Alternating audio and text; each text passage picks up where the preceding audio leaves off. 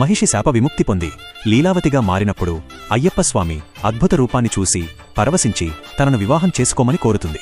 అయితే లోక కళ్యాణం కోసం తాను నైష్టిక బ్రహ్మచారిగా ఉంటానని స్వామి ఆమెకు వివరిస్తారు.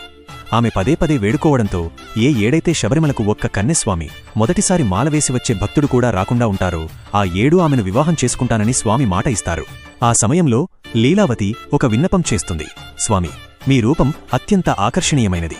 మిమ్మల్ని చూసిన ఏ యువతికైనా మీపై ప్రేమ కలగడం సహజం. మీరు తపస్సులో ఉన్నప్పుడు ఇతర యువతులు మిమ్మల్ని చూసి మోహించకూడదని, అలాగే వారివల్ల మీ బ్రహ్మచర్యానికి ఏ చిన్న భంగం కలగకూడదని నేను కోరుకుంటున్నాను. అందుకే నేను మీకోసం వేచి ఉన్నంతకాలం యవ్వనంలో ఉన్న ఏ మహిళను మీ సన్నిధికి రానివ్వకండి అని కోరుతుంది. ఆమె కోరికను మన్నించిన అయ్యప్ప స్వామి ఆమెను తన పక్కనే ఉన్న కొండపై మాలిగైపురత్తమ్మగా కొలువై ఉండమని చెబుతారు. ఆమె నిరీక్షణకు గౌరవంగా, అలాగే స్వామివారి పట్ల ఆమెకున్న అనన్యమైన ప్రేమ కారణంగా 10 నుండి 50 ఏళ్ల మధ్య వయస్సుగల మహిళలు శబరిమలకు రాకూడదనే సంప్రదాయం బలపడింది. ఇప్పటికీ ప్రతి ఏటా కన్యస్వాములు వస్తూనే ఉండటంతో మాలిగైపురత్తమ్మ తన నిరీక్షణను కొనసాగిస్తూనే ఉంది.